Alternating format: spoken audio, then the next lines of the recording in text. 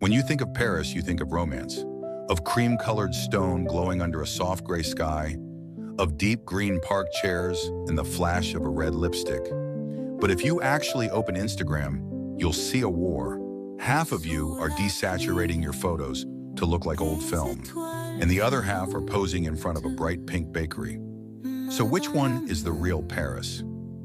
Beige, gray, olive green, gold.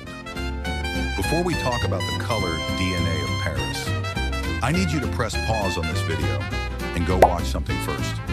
Oh, I do love Paris. Seriously, go watch Paris Rain on our channel. Rain hitting zinc roofs, gray skies, the sound of the city breathing. You've pinned the Parisian apartments and saved the Tokyo minimalist rooms. But every time you try to bring that feeling home, it looks like a souvenir shop. The secret isn't objects, it's color.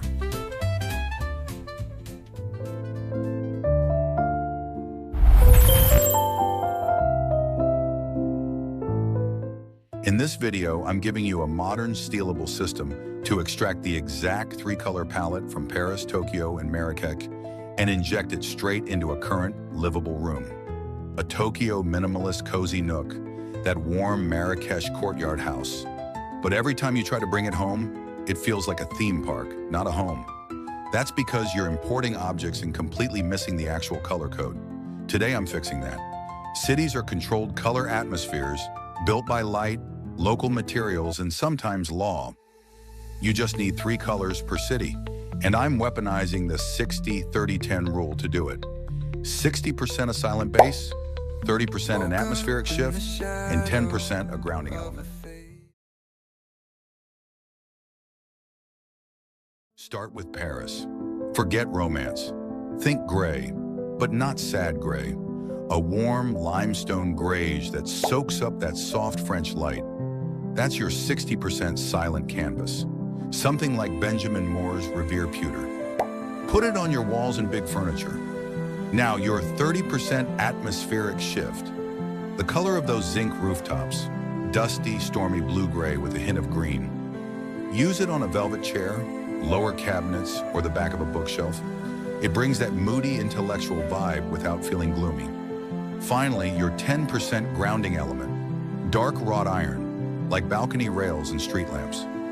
A deep, muted charcoal with a black-green undertone. Put it on door frames, a lamp base, or picture frames. Now the polar opposite, Tokyo. If Paris bounces light, Tokyo embraces shadow. The 60% backdrop is a warm black-brown. Think aged cedar, a tea house interior. You don't need 4 black walls, 1 feature wall, a ceiling, or large furniture stained in a rich espresso like Benjamin Moore Black Fox. Against that depth, your 30% shift is temple moss, a dusty, muted gray-green that breathes life into the darkness. Think moss on a temple stone, a Zen garden in shade. The 10% grounding is a pale clay off-white, a restful whisper from shoji screens and pebbles.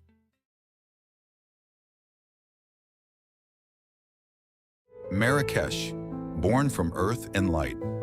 The 60% backdrop is a sun-baked sand, a dusty golden undertone plaster color that radiates calm. Sherwin-Williams natural linen on walls, big rugs. The 30% atmospheric shift is the red ochre that literally bakes into the old Medina walls. Not terracotta pots, a sophisticated muted spicy clay.